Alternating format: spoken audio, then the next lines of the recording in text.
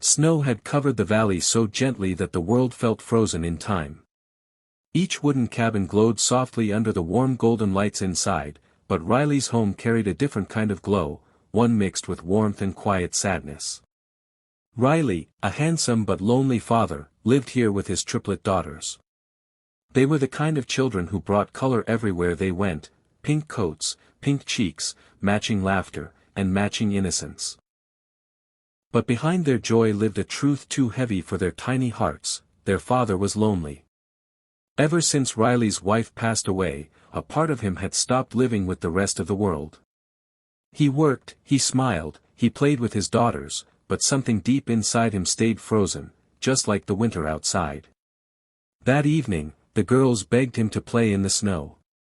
He stood beside them as they built a snowman, watching with a sad softness that only children could notice. They couldn't understand grief, but they understood love, and they knew their father needed something more than their little hands could give. So that night, they whispered a plan amongst themselves. With crayons and tiny handwriting, they wrote a simple message. "Please visit Daddy. He's lonely." They placed the note in the snowman's twig arm, believing with pure faith that someone, anyone, would find it. Riley saw them giggling around the snowman, unaware that destiny was about to answer a message made from innocence. The next morning, Emma, a young nurse known for her gentle spirit, walked her usual route to the village clinic. She passed by Riley's cabin and saw the three girls playing around their snowman. Their bright pink coats stood out beautifully against the white snow. But something else caught her attention: a folded piece of paper stuck in the snowman's arm. She carefully pulled it out and read the message. "Please visit Daddy. He's lonely." Her heart softened instantly. She looked at the girls and saw a hope in their eyes that pulled her closer. "Did you write this?" she asked. They nodded quietly. Emma's kindness didn't allow her to ignore such a message. She walked to the cabin and knocked. Riley opened the door, surprised to see a stranger holding a note written by his daughters. "They wanted someone to check on you," she said softly. Riley was stunned. Embarrassed. Exposed. Yet somehow relieved. He invited her inside, and for the first time in years, a stranger's warmth entered the home. The girls welcomed her immediately, showing their drawings and toys.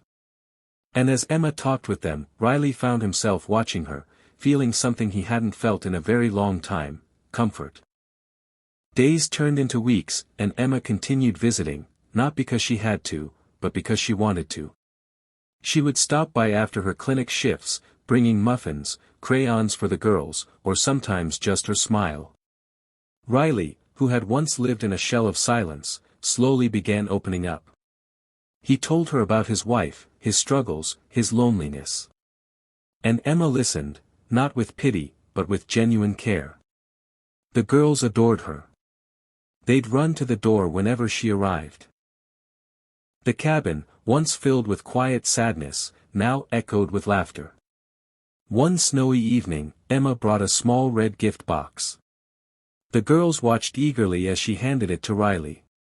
Inside was a hand-carved wooden ornament, a family of 4 beside a snowman. Riley's eyes filled with emotion. "I made it for you," she said, her voice soft. "You deserve warmth again." In that moment, something shifted between them. A connection, gentle, unexpected, real. A feeling both comforting and terrifying in its honesty.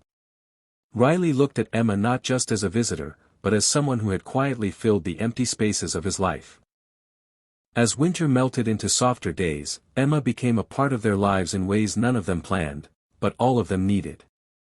She joined their dinners, read bedtime stories, walked with the girls along icy paths, and shared long, quiet conversations with Riley by the fire.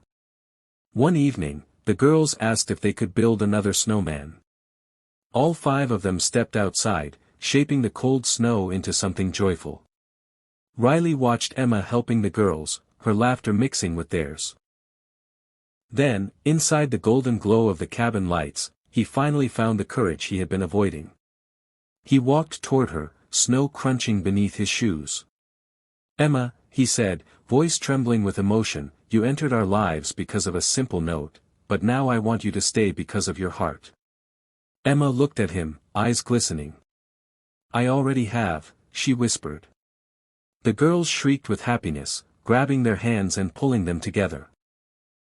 Snow fell gently around them, the snowman standing beside them like a witness to fate. The little note the girls wrote had done more than they imagined. It didn't just bring someone to visit their daddy. It brought them a family again. A new beginning. A winter transformed into warmth.